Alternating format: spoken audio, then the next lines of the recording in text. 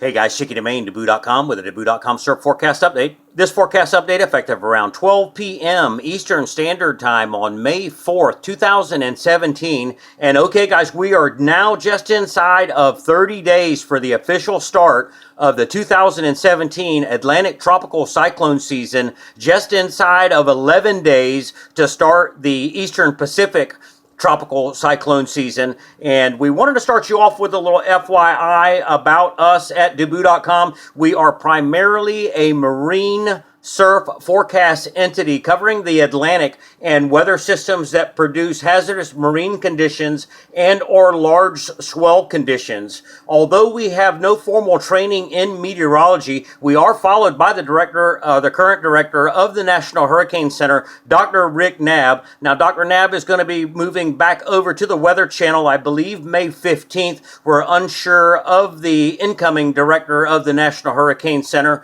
but we're also followed by one of the #1 hurricane tracking apps out there on the market, hertracker.com. And anytime we do one of these video updates, our videos can be found under the video section of the app. So if you are a subscriber to the app, you won't have to miss out on our videos. You can just go to the video section of the app and watch our videos. Now, I wanted to point you back. This is a post that we did on our website. It's the last update that we did back on April 26th. Models hinting at uptick in tropical activity coming, and we are now approaching that real-time phase, guys. So back on April 26th, we picked up on the notion that the models started to begin to hint at an uptick in tropical activity. And by this time, we've already had Tropical Storm Arlene out in the north central Atlantic. The next named system coming up in the Atlantic would be Brett. And the models now are locking on development over in the East Pacific for the first name system coming up for their season. And that name, if were to develop, would be Tropical Cyclone Adrian. Now, Philip Klocksbach from Colorado State University tweeted the other day, this is the origins of all May tropical cyclones in the Atlantic Basin. We, in fact, can have tropical cyclone development in any calendar month of the year. They're just more primarily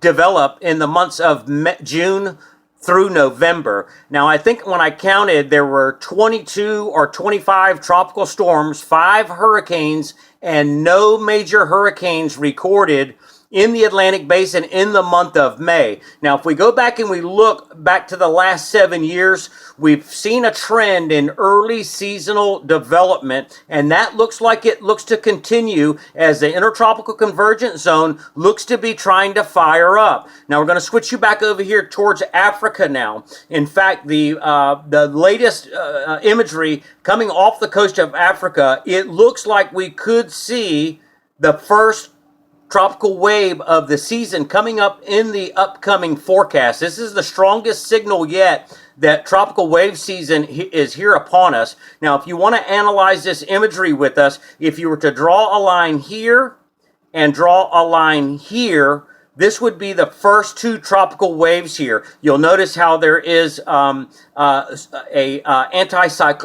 cyclonic looking flow to this area here, and a cyclonic looking flow here, and then stacked on top, again, another area of some cyclonic spinning here. And so again, if we were to draw a line here and here, this gives us the indication that this, as an envelope, may contain 2 tropical waves moving off the African coast into the Intertropical Convergence Zone. Now, also want you to notice how this has a southeast to northwest tilt in that.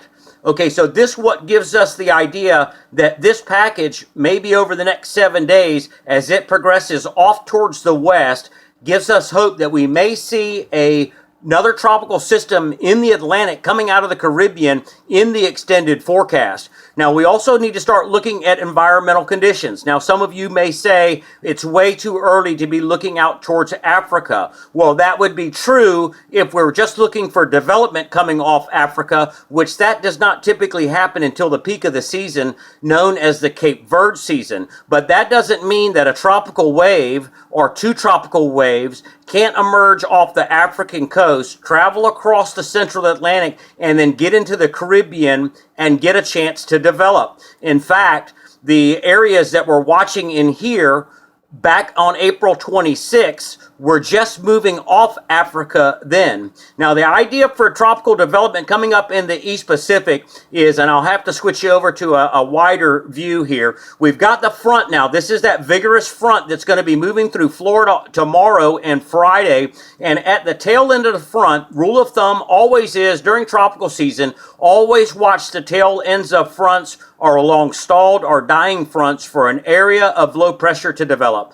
And what the models have been showing us recently is this little vorticity spin at the tail end of this front is going to continue to dip down in here towards the southeast, and you can already see how this is setting up. So as this drops down to the southeast, you have east to west flow this way. So this energy is flowing this way. And again, notice the southeast to northwest little tilt in here. So that the energy that's moving off Africa now, next week when it gets in here, it gives us hope that there may get something to develop in here, lift up over Cuba or Hispaniola, and then give us possibility of surf alert conditions setting up. That's something that we'll be watching in the extended forecast, and we'll show you that here in just a few moments in the models. But models over the last several days have been hinting at a named system developing in here in the Eastern Pacific, and the European model wants to hang it right here before moving it close to shore and dissipating. Now, there's also a southern hemiswell that's forecast to come in here, and if this system gets a chance to develop, we could see some swell magnification from the cyclonic development of the system at the same time of that southerly swell arrival.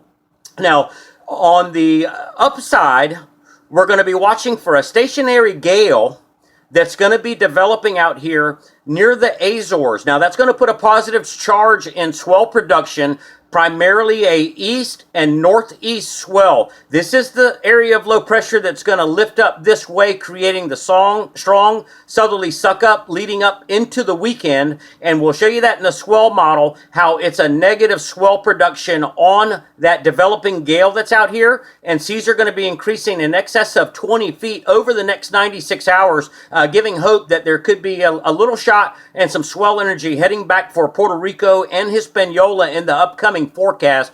Switch it to the 96-hour surface forecast map out of NOAA's Ocean Prediction Center, showing a 989 millibar stationary gale out here. So that's northeast winds sitting out here, just spinning like that. And that, again, is going to get some east and northeast swell going. This is Portugal over here. This is Western Africa over here.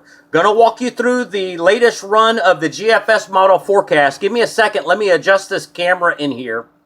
And you can see here's that vigorous area of low pressure that's over towards the southeast United States. Here's the tail end of the front. And as we advance the model for you, want you to take notice of two things. Here's this developing gale out here towards the Azores.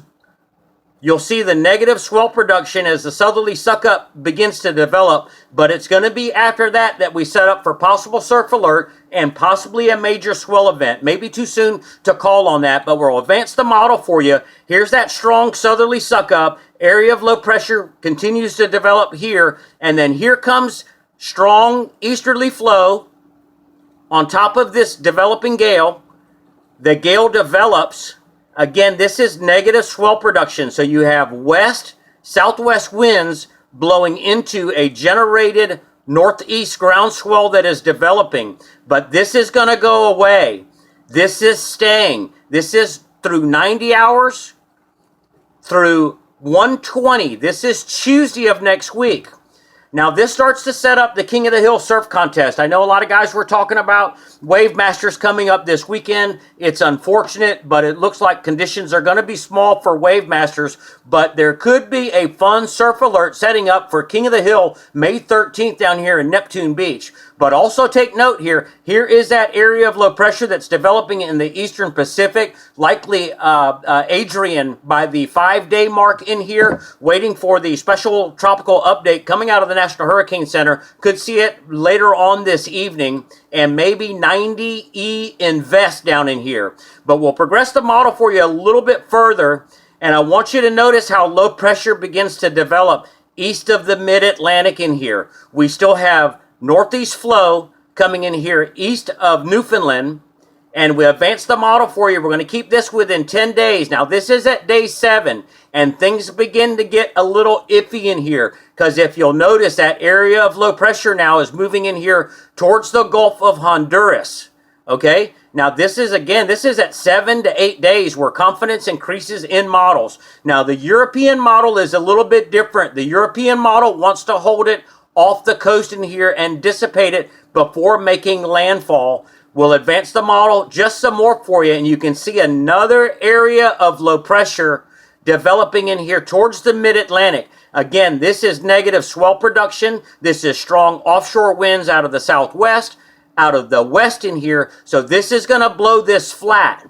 But it's after that we see intense moisture lifting out of the intertropical convergence zone over Cuba, over Hispaniola, and out here towards Puerto Rico. So possible heavy rains coming up within the next 10 days as this line from this front looks to develop. Hang on out here over the intertropical convergence zone and suck up moisture over the eastern tip of Cuba, through in here through the Bahamas and Hispaniola.